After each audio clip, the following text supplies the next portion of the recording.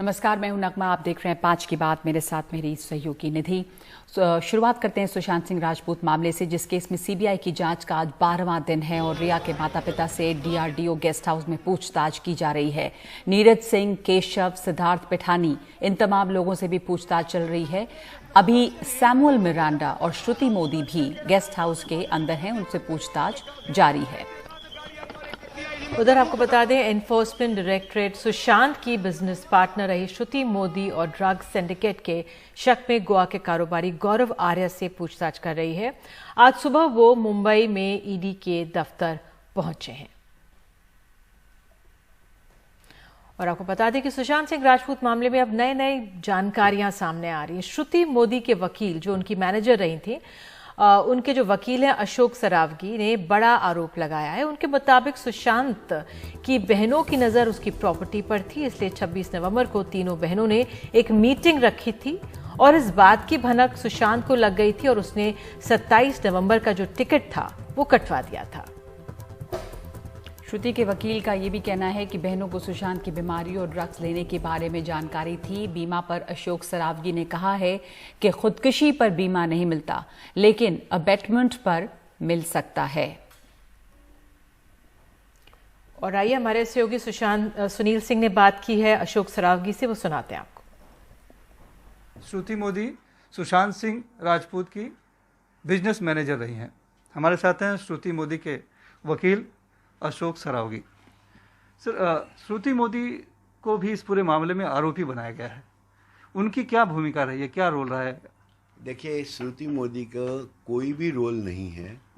शायद उनका परिवार जो है उससे खफा था, क्योंकि 26 नवंबर को जो है उनसे 26 नवंबर को उनसे सारे सुशांत की प्रॉपर्टी की डिटेल्स, पेपर्स, अकाउंट्स वो सब मांगे गए थे। किसने मांगे थे? उनकी बहनों ने, तीनों बहनों ने मांगे थे। देखिए, उनका एक स्टाफ है, जब बहनें भी बाहर थी तो ही ओवरहर्ड, और बहनें आपस में बात कर रही थी कि एक बार सुशांत को चंडीगढ़ आ जान दो, फिर तो ऑटोमेटिक हम लोग सब कुछ कंट्रोल कर लेंगे। आप कहना चाहते हैं कि पूरा का पूरा फिल्म का कैरियर, यहाँ पर छुड़ा के करियर सुशांत को लोग चंडीगढ़ ले जा रहे थे और उनकी नज़र पूरी प्रॉपर्टी पे थी। देखिए, ऐसा है, बहाना ये था कि सुशांत की तबीयत खराब है, हम उसका ट्रीटमेंट करवाना चाहते हैं। ये भी कहा जा रहा था कि चूँकि उनके घर में इस टाइप की बीमारी जो है एक जेनेटिक डिजीज़ टाइप की है, तो वो कह रहे थे हमें पता है ये बीमारी का ट्रीटमेंट कैसे होता है, तो हम इनको ले जाते हैं। बाकी जो वाकया सामने आया है उससे साफ नजर आता है कि पूरा मामला जो है प्रॉपर्टी को लेके था। सुशांत का जो है ये है कि ओवर एंड अबाउट दैट उनका कहीं ना कहीं थोड़ा सा ड्रग्स में भी इन्वॉल्वमेंट था, जिसकी वजह से उनकी तबीयत ज़्यादा बिगड़ती थी। उससे आगे कुछ भी नहीं। परिवार तो कह रहा है कि रिया ड्रग्स दे रही थी, यानी जहर दे रही थी धीरे। सर, रिया क्यों देगी? अगर आप सोचिए, अगर एक तरफ आप बोल रहे हैं रिया उसके पैसे पे मौज कर रही थी, तो रिया के लिए तो वो सोने का अंडा देने वाली मुर्गी थी। अगर वो सोने का अंडा देने वाली मुर्गी थी तो उस मुर्गी को कौन काटेगा या कौन बीमार करेगा? आप श्रुति मोदी के वकील हैं, पक्ष रिया का ले रहे हैं। वैसे श्रुति मोदी पे भी ड्रग्स का आरोप लगा है। चैट जो आया है उसमें श्रुति मोदी का भी नाम आया है। देखिए, जहाँ तक श्रुति मोदी का सवाल है, उसे ड्रग्स के बारे में कुछ भी पता नहीं था। उन्होंने जुलाई में सर्विस ज्वाइन की, और जब इंसान नया सर्विस ज्वाइन करता है तो डेफिनेटली एडजस्ट होने में उसको टाइम लगता है। तो जुलाई में जो है उनको एक टाइप से डिक्टेट किया जा रहा था, और ये मैसेज उनको आगे फॉरवर्ड करने के लिए कहा जाता है। धीरे धीरे जब उनके समझ में आया कि ये मैसेज जो हैं किसी गलत चीज़ के हैं, तो उन्होंने फिर सुशांत से कहा कि ये मेरा काम नहीं है, मैं बिजनेस मैनेजर हूँ, या तो मैं रिजाइन कर देती हूँ। तो उस बात पे फिर सुशांत ने कहा कि आज के बाद आप इन्वॉल्व नहीं होगे इन चीज़ों में।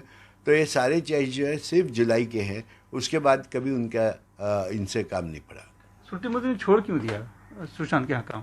श्रुति मोदी का ऑन ड्यूटी जो है एक्सीडेंट हुआ था, उनके पाँव की हड्डी टूट गई थी, उनके पाँव में रोड डाली गई। तो उस वक्त सुशांत ने कहा कि अब आप जो है 2 महीना 3 महीना काम नहीं कर सकती, और मैं बिगड़ मैनेजर के रह नहीं सकता, तो बेटर वी क्विट। रिया के वकील ने एक इशारा किया है कि एक इंश्योरेंस बीमा एक बड़ी वजह हो सकती है कि परिवार इस तरह के आरोप लगा रहा है और जानकारी में नहीं बता रहा है कि मुझे जानकारी नहीं थी। आपको कुछ जानकारी इस संबंध में? देखिए, जानकारी जो उड़ते उड़ते आई है वो ये आई है कि सुशांत के पास कोई एक बड़ी पॉलिसी थी, और उस पॉलिसी के अंदर जो है, चूँकि अब उनकी डेथ हो चुकी है, तो अगर सिंपली से सुसाइड होता है तो इंश्योरेंस कंपनी कभी पैसा नहीं देगी। मगर यही अगर अबेटमेंट प्रूव होता है या अबेटमेंट का एंगल आता है या हत्या का एंगल आता है तो इंश्योरेंस कंपनी बाउंडेड है। तो शायद हो सकता है कि ऐसे किसी पॉलिसी के लिए झगड़ा चल रहा हो। उसके बात करने के लिए बहुत बहुत धन्यवाद। मुंबई से अपने साथी सौरभ गुप्ता के साथ सुनील सिंह, एनडीटीवी इंडिया के लिए। और यह आरोप बार बार लगता रहा है कि रिया चक्रवर्ती की सुशांत को दवाएं देती रही थी। परिवार का यह कहना था कि उसे सुशांत के बीमार होने की खबर नहीं थी, लेकिन जांच एजेंसियों को मिले व्हाट्सएप चैट्स बताते हैं कि परिवार को न सिर्फ बीमारी का पता था, बल्कि सुशांत को आखिरी बार दवाएं उनकी बहन प्रियंका ने सुझाई थी और उसके लिए दिल्ली के एक डॉक्टर से प्रिस्क्रिप्शन लिखवाया था। इंडियन एक्सप्रेस में रिपोर्ट छपी है। इंडियन एक्सप्रेस में जो रिपोर्ट छपी है उसके मुताबिक ये साफ है कि उनकी बहन प्रियंका ने सुशांत को एंजाइटी ड्रग्स के बारे में लिखा था। प्रियंका ने दवा के लिए प्रिस्क्रिप्शन भी हासिल किया। ये प्रिस्क्रिप्शन दिल्ली के डॉक्टर से लिया गया था और डॉक्टर राम मनोहर लोहिया अस्पताल के डॉक्टर तरुण कुमार हैं जिन्होंने ये प्रिस्क्रिप्शन लिखा और इस प्रिस्क्रिप्शन पर 8 जून की तारीख डली हुई है। यही वो तारीख है जब रिया सुशांत के घर से निकली थी। सुनील सिंह हमारे साथ जुड़े हुए हैं। सुनील, इस मामले में बिल्कुल नया मोड़ सामने आया है और आपने जो बात की है श्रुति मोदी के वकील से, उससे ये पूरा मामला जो पहले इसमें बॉलीवुड और ड्रग और ये सब, ये तीसरा एंगल है कि पूरा खेल जो है वो प्रॉपर्टी को लेकर है।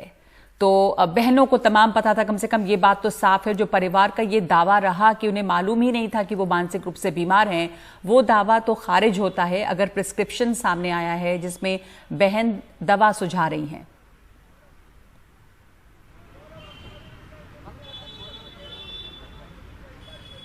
जी बिल्कुल, जो परिवार का दावा था और आरोप भी था रिया चक्रवर्ती के खिलाफ कि अगर वो इस तरह से मानसिक बीमारी से ग्रस्त है तो परिवार को क्यों नहीं बताया गया और सीधे रिया ने क्यों इलाज करवाना शुरू कर दिया, तो वो दावा बिल्कुल खारिज हो जाता है। और वो एक तरह से उस पूरे मामले पे पूरा परिवार ही हमें कटघरे में खड़ा करता होता हुआ दिखता है कि उसने बातें या तो छुपाई या फिर वो बताना नहीं चाह रहे थे। हालांकि अगर मुंबई पुलिस ने जब पहले दिन बयान लिया था, नीतू सिंह का भी बयान हुआ था और बाकी उनके पिता का भी बयान हुआ था, तो उसमें साफ तौर पे डिप्रेशन की बात मानी गई थी और उन्होंने खुदकुशी को मान लिया था। लेकिन कुछ दिनों के बाद जाकर पटना में फिर एफआईआर दर्ज कराई गई और जिसमें खुदकुशी के लिए उकसाने की बात कही गई, साथ ही प्रॉपर्टी जो है, माफ़ कीजिए, 15 करोड़ रुपए के गड़बड़ी का आरोप भी रिया चक्रवर्ती पर लगा। लेकिन यहाँ पर हम देखते हैं कि जो दूसरा जो बड़ा आरोप एक तरह से लगाया है श्रुति मोदी के वकील अशोक सरावगी ने, वो ये लगाया है कि तीनों बहनें मिलकर उनकी प्रॉपर्टी हड़पना चाह रही थी। इसीलिए वो चाहती थी कि वो सुशांत यहाँ से सब बंद करके खत्म करके चले आएँ चंडीगढ़, और एक बार चंडीगढ़ आ जाएंगे तो फिर हम अपना मैनेज कर लेंगे इन सब बातों को। ये बात सुशांत को कहीं से पता चल गई, भनक लग गई और जो 27 नवंबर का जो टिकट था उन्होंने रद्द करा दिया, ये उन्होंने बताया है। और इसी नाराज़गी जो श्रुति मोदी ने, चूँकि सभी दस्तावेज प्रॉपर्टी की जानकारियाँ पेपर नहीं दी, इसी से नाराज़ होकर जो आरोपी बनाए गए इस पूरे मामले पे 6 लोगों को, उसमें श्रुति मोदी का भी नाम डाला गया है, ऐसा उनका एक तर्क है। हालांकि ये सब एक कानूनी दावपेच है अभी, क्योंकि मामले की जांच चल रही है। जो आरोप लगा रहे हैं वो आरोपी पक्ष हैं, उनके वकील हैं, तो स्वाभाविक तौर पर इसे कानूनी दावपेच के तौर पर देखा जाएगा। लेकिन ये इतना जरूर है कि अभी तक जो बातें परिवार की तरफ से कई चीज़ें आ रही थी और लग रहा था कि सिर्फ आरोपी पक्ष ही कटघरे में खड़ा है और है, लेकिन अब जो है धीरे धीरे हम देख रहे हैं कि जो पीड़ित पक्ष है वो भी अपने सवालों को लेकर, अपने आरोपों को लेकर कटघरे में खड़ा होता नजर आ रहा है। ये बहुत बड़ी बात है, खास करके जांच की दृष्टि से देखें और पूरे मामले को अगर हम देखें। सुनील, इस जानकारी के लिए बहुत बहुत धन्यवाद। और जो आपने इंटरव्यू किया है अशोक सरावगी का, वो एक और पहलू इस पूरे मामले में जोड़ देता है। हमारे साथ कुछ खास मेहमान आपको बता दें जुड़ गए हैं। आभा सिंह एडवोकेट हैं, Sameer Parekh director of Fortis health care हमारे साथ हैं और कपिल सांखला एडवोकेट, वो भी हमारे साथ हैं। अगर मैं आभा सिंह आपके पास पहले आऊं और आपसे समझना चाहूं कि आपने भी अशोक सरावगी की ये बातचीत सुनी है, क्या आपको आभास होता है जो आज ये पहलू सामने आया कि तीनों बहनों की बैठक हुई और वो प्रॉपर्टी को लेकर ये सब रचा गया? एक बात तो कोई मानने को भी नहीं तैयार होगा कि बहनों को मालूम नहीं था कि सुशांत को मानसिक तनाव थे, मानसिक डिप्रेशन में थे। फैक्ट्स आज आए हैं कि प्रियंका ने प्रिस्क्रिप्शन, ये बात साफ दिखा देती है कहीं सच्चाई सामने नहीं आई।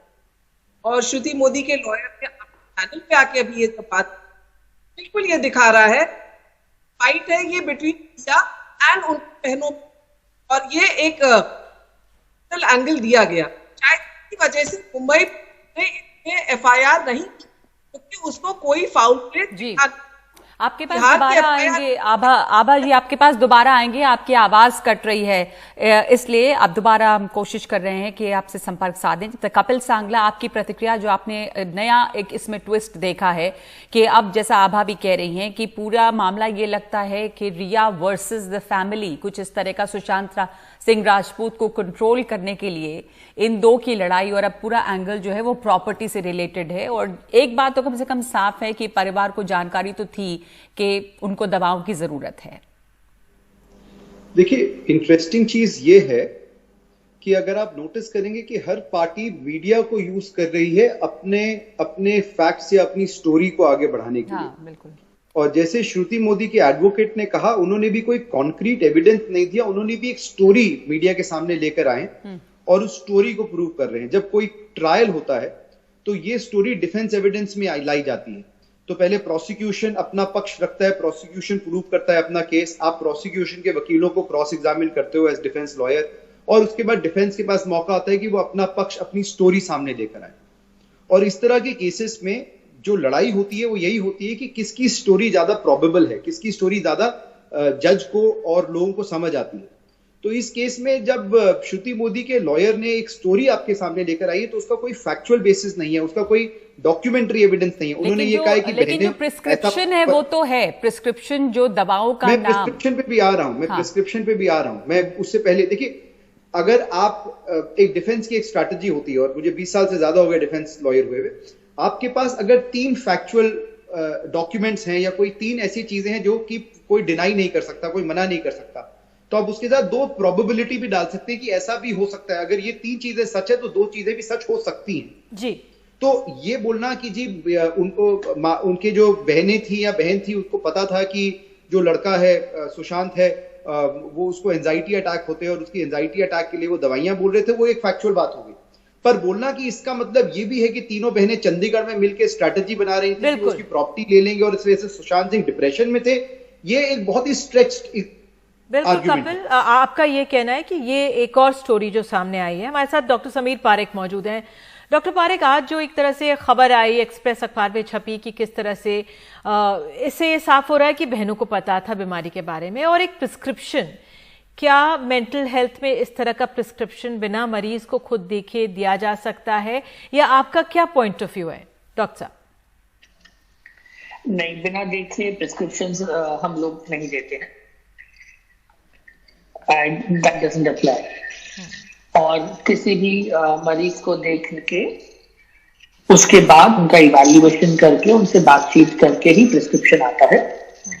हाँ, ये जरूर है कि अगर वो अडल्ट हैं और वो कह रहे हैं कि आप मेरे परिवार से बात कर सकते हैं, तो परिवार से बात करते हैं। वो बोलते हैं फ्रेंड से बात कर सकते हैं, तो फ्रेंड से करेंगे।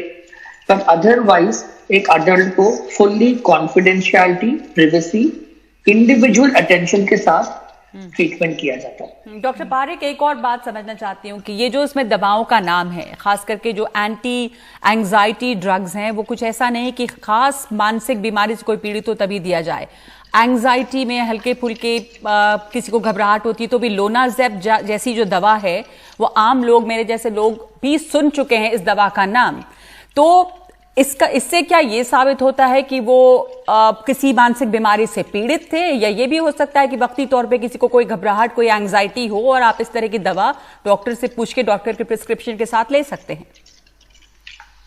देखिए, टू बी ऑनेस्ट, अगर हमें डिटेल्स ना पता हो, डायग्नोसिस ना पता हो, पूरा प्रिस्क्रिप्शन ना पता हो, उसकी प्रीवियस हिस्ट्री ना पता हो, तो ये बात कहना कि कोई प्रिस्क्रिप्शन किस कारण से दिया गया है पॉसिबल नहीं है। हैविंग सेड दैट, काफी किस्म की दवाइयां होती हैं जो एंजाइटी में यूज होती हैं। हो सकता है कभी हम SOS यूज करें, मतलब अगर कभी कोई घबराहट हो रही है सिर्फ उसी समय लेनी है, या अगर किसी को मोर लॉन्ग स्टैंडिंग एंजाइटी है तो कुछ रेगुलर मेडिकेशन यूज होती है।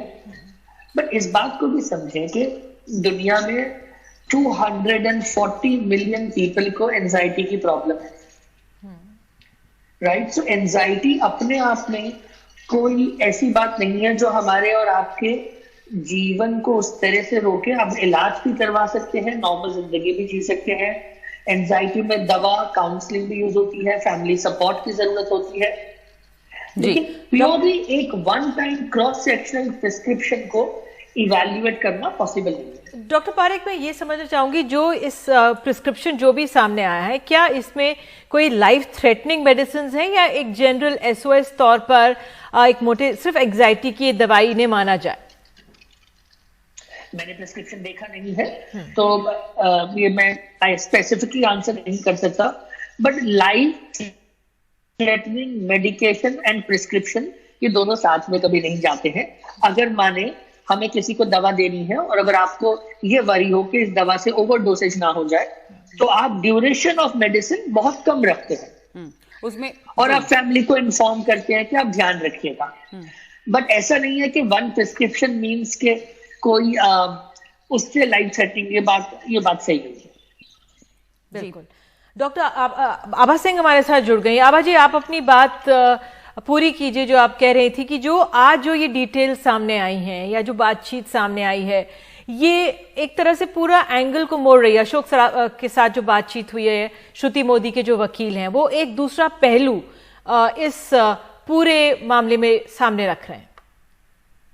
बिल्कुल निधि जी, बहुत सही बात कही जा रही है कि ये एक एंगल अभी तक दिखाया जा रहा था, सच्चाई सामने नहीं आ रही थी। कुछ चैनल सिर्फ TRP के लिए मीडिया ट्रायल कर रहे थे। मैं कहूंगी NDTV ने पहली बार ये स्टेटमेंट आया रिया चक्रवर्ती का, जो सच्चाई सामने ला रहा है, और बहनों को मालूम था और ये साफ हो गया कि बहन की झूठ बोल रही है, सच्चाई सामने नहीं ला रही। और CBI को बहनों का स्टेटमेंट देना बहुत जरूरी है, क्योंकि फिल्म वर्ल्ड में लोग पाते हैं कि वो मेंटल हेल्थ इश्यूज है और शायद इसी वजह से बातें छुपाई जा रही। लेकिन मुंबई पुलिस का FIR ना लिखना, ये बात साफ है कि इसमें क्रिमिनलिटी नहीं थी।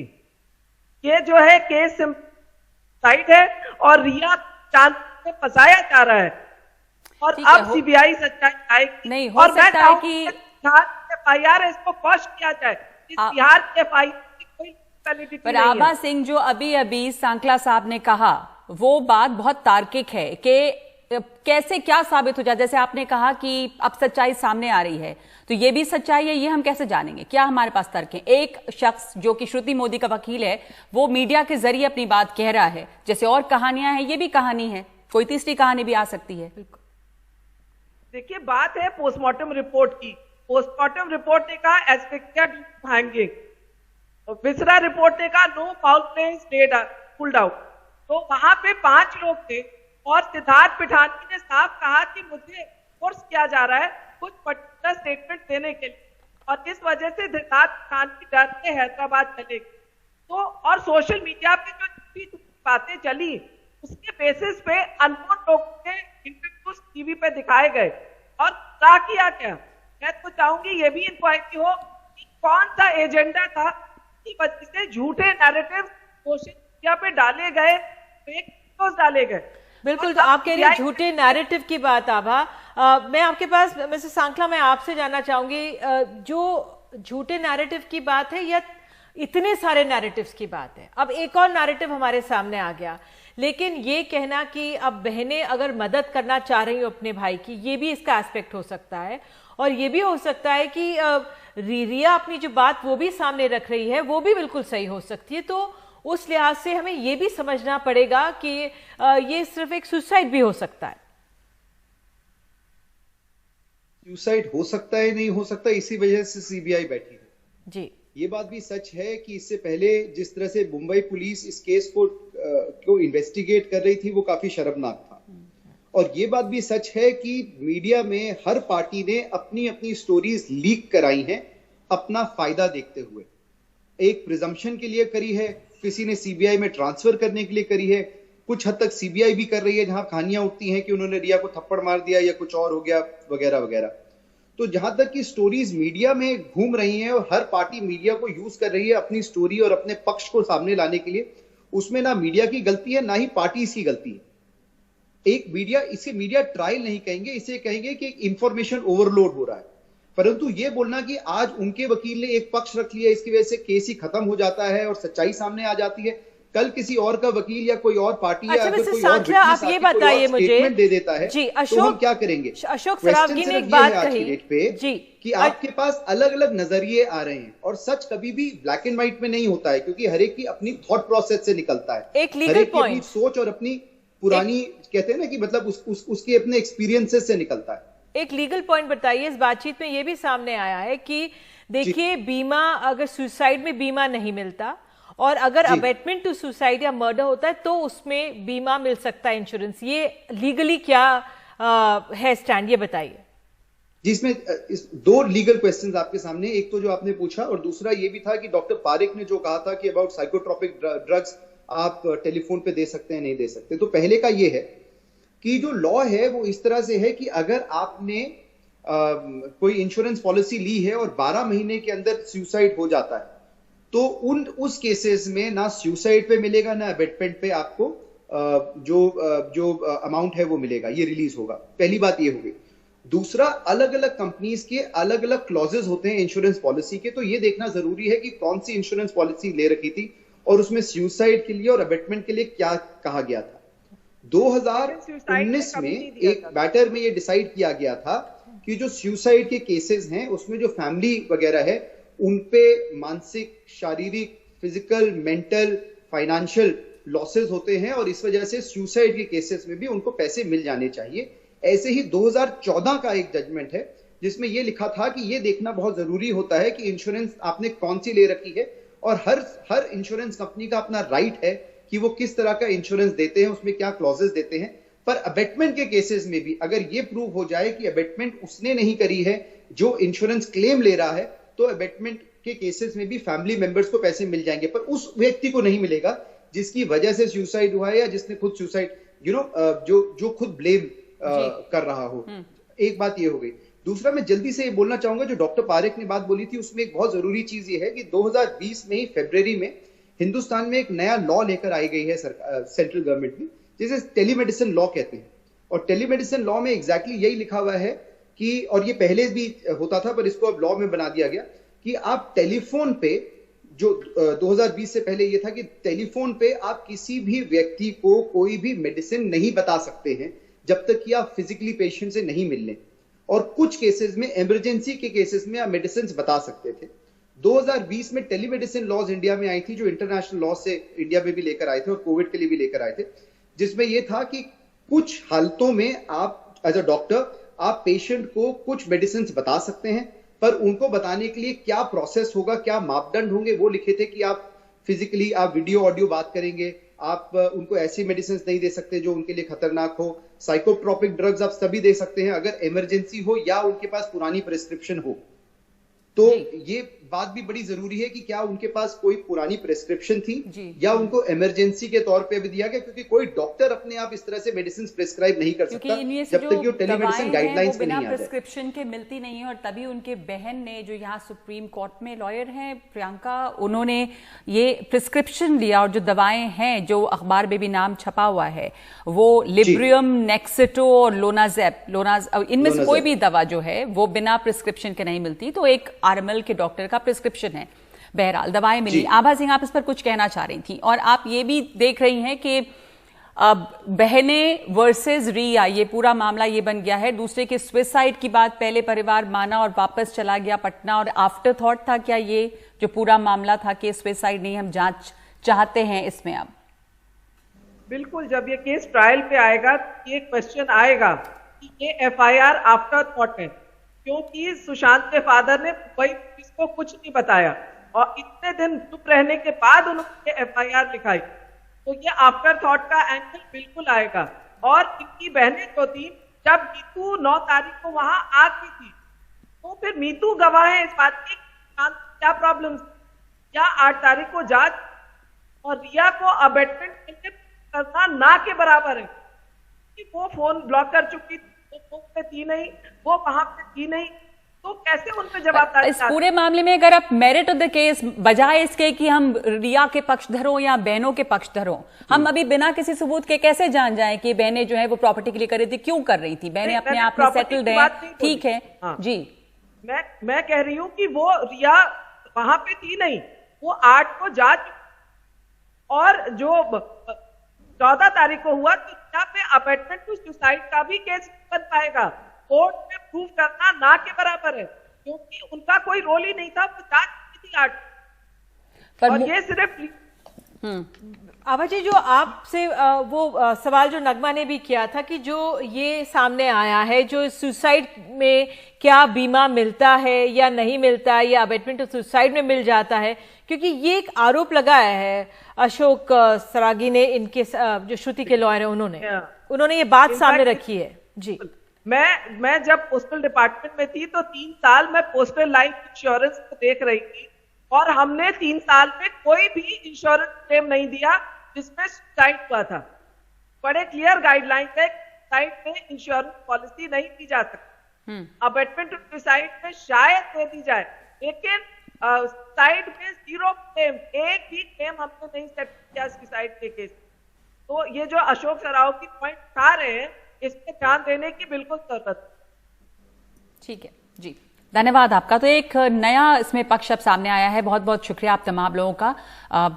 इस केस में हर रोज एक नया एंगल सामने आ रहा है और अब अशोक सरावगी ने जो बात सामने रखी है, श्रुति मोदी के जो वकील हैं जिनका ये कहना है कि बहनों को पूरी जानकारी थी, वो प्रिस्क्रिप्शन भी सामने आया है जिसमें बहनें एडवाइस करें कि क्या क्या दवा ली जा सकती है सुशांत को जब एंग्जाइटी अटैक हो रहा था। तो कम से कम एक ये बात साफ हो गई है कि परिवार को जानकारी थी कि उनको कुछ मानसिक परेशानी है। बिल्कुल, और सीबीआई का आज 12वां दिन है जो पूछताछ कर रहा है तमाम लोगों से।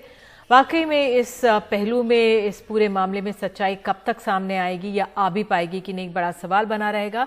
इन तस्वीरों के साथ आपको छोड़ दिए जाते हैं, एक छोटा सा ब्रेक लेते हैं। बने रहिए एनडीटीवी इंडिया के पास।